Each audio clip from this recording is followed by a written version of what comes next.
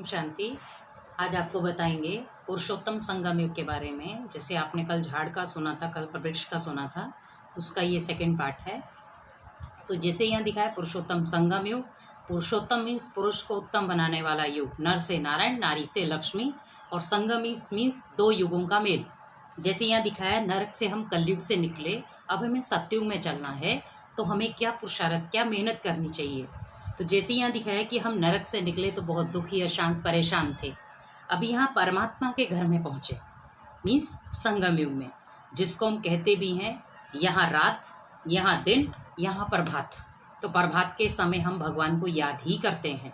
अब यहाँ पर दिखाया कि परमात्मा की याद से हम आत्माएं हर शक्ति को क्रिएट करती हैं।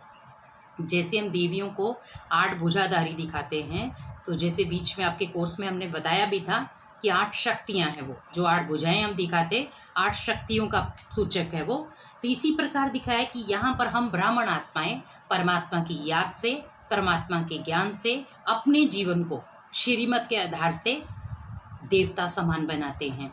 तो यहाँ पर ही एक ऐसा युग है जहाँ डायरेक्ट हम भगवान से ज्ञान सुनते हैं, डायरेक्ट उसको हम याद करते हैं, डायरेक्ट उससे हम मिलन मनाते हैं और डायरेक्ट उसको हम सुनते हैं। इसी प्रकार दुनिया में हमने भगवान को पाने के लिए, भगवान से प्यार निभाने के लिए और भगवान को प्रार्थना सुनाने के लिए बहुत सारे यज्ञ तप किए।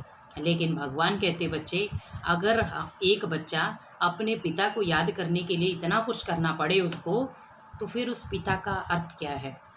इसीलिए परमात्मा भी हमारा पिता है, वो किसी ऐसी चीज़ से नहीं मिलेगा, ओनली उसको सच्चे दिल से याद करें।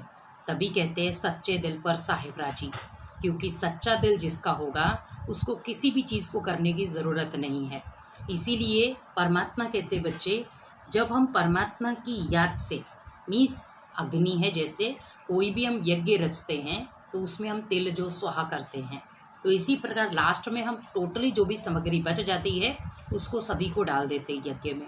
तो इसी प्रकार परमात्मा कहते बच्चे, 5 विकार नर के, 5 विकार नारी के, उसको अग्नि में ख़त्म कर दो।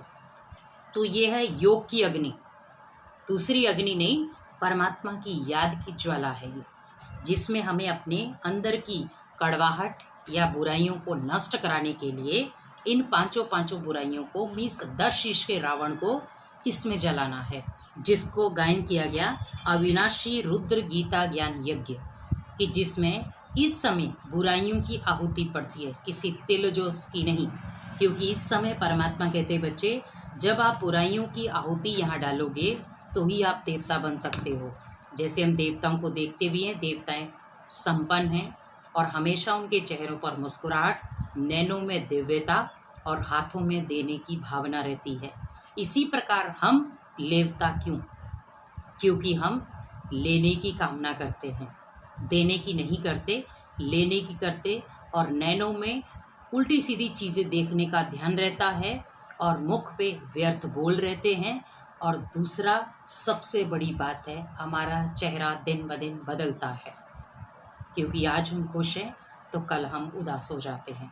लेकिन देवताओं को हमेशा मुस्कुराया हुआ चेहरा ही दिखाते हैं।